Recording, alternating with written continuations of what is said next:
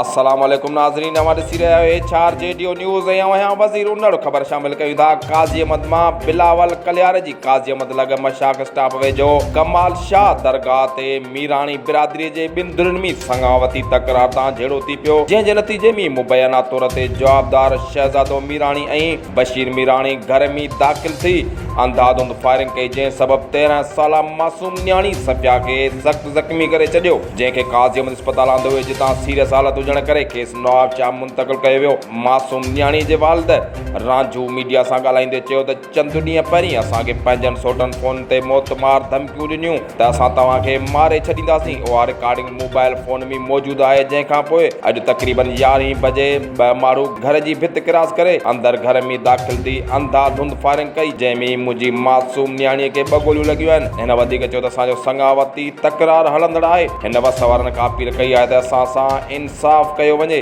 HR JDO news में फ़िलहाल एतिरो ई। वधीक ख़बर ऐं अपडेट्स लाइ ॾिसंदा रहो HR JDO न्यूज़।